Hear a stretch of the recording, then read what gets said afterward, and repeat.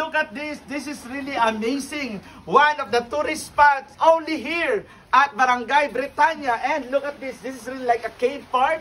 And it's gonna be a meeting place with a sea water. So you're gonna swim here and look at this beautiful structure only here at one of the islands here in Barangay Bretanya. So what are we waiting for?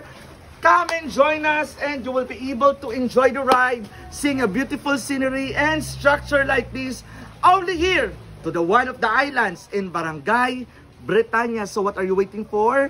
Remember, everyone's always possible to travel around the Philippines only through the power of God. Bye everyone!